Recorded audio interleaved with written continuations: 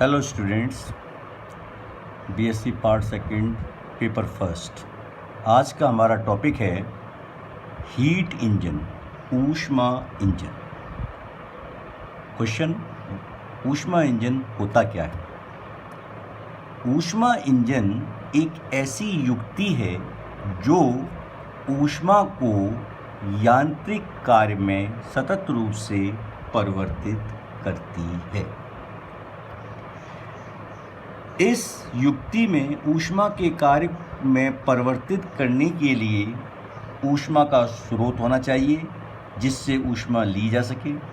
इस ऊष्मा से यांत्रिक मशीन को गति देते या कार्य करवाते हैं जिसमें ऊष्मा की मात्रा में कमी होती है।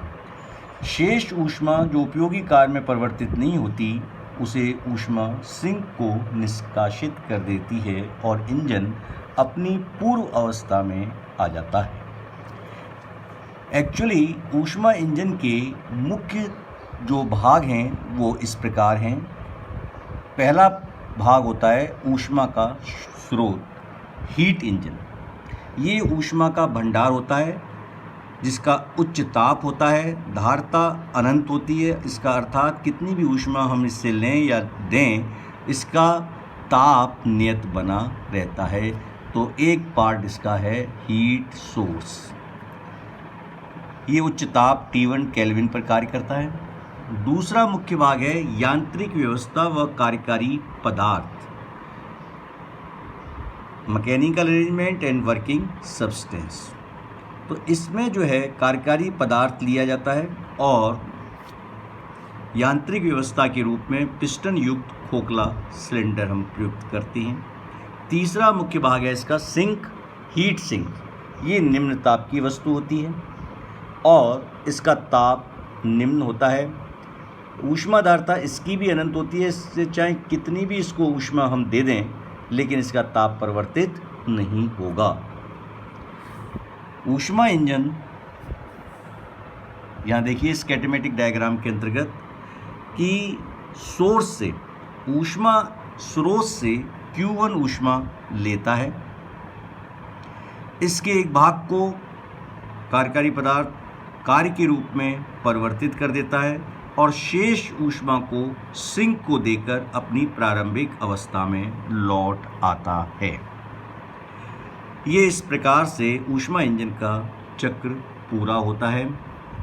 यहाँ देखिए ऊष्मा इंजन की दक्षता का सूत्र, आउटपुट और अपॉन इनपुट, उपयोगी कार्य डिवाइडेड बाई ग्रहण की गई ऊष्मा। अर्थात इसको हम किससे लिखते हैं? ईटा से लिखते हैं दक्षता को। ईटा बराबर होगा W अपॉन Q1।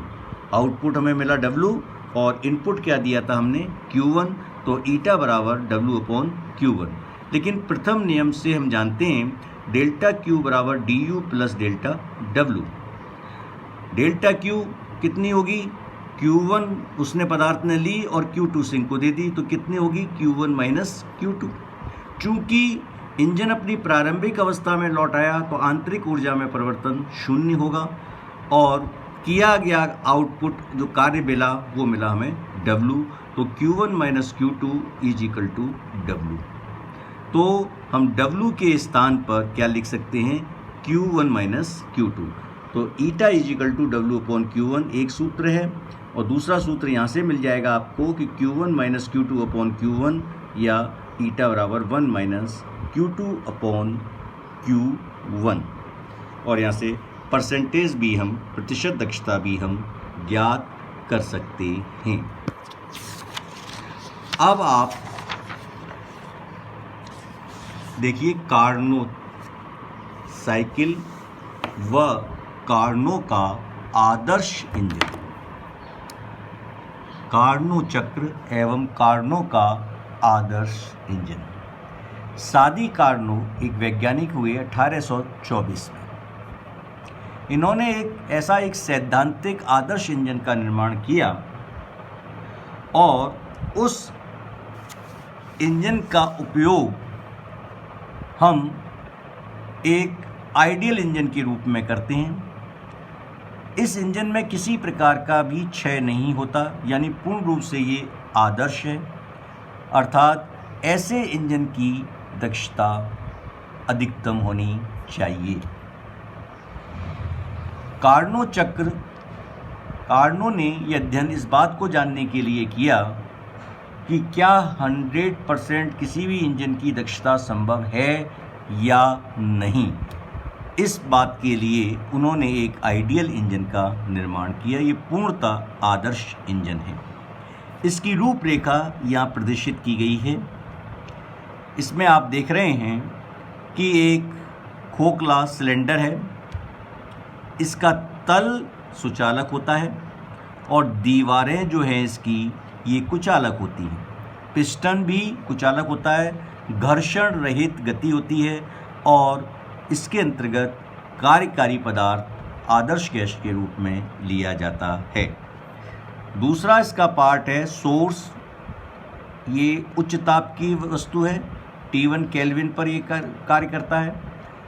ये कार्यकारी स्टैंड है, ये पूर्णतः कुचालक स्टैंड है जो ऑपरेशन को परफॉर्म करने के कार्य आएगा। और तीसरा जो पार्ट है वो है सिंक। ये निम्न ताप की वस्तु है, T2 केल्विन पर ये कार्य करती है। इस प्रकार से आपने देखा कि मूलतः कार्नो चक्र इंजन के 4 पार्ट्स दिखाई देंगे आपको यहाँ पर। एक आपको स्रोत हीट सोर्स T1 केल्विन पर दिखाई दे रहा है। यांत्रिक व्यवस्था एवं कार्यकारी पदार्थ ये दिखाई दे रही है आपको यहाँ पर।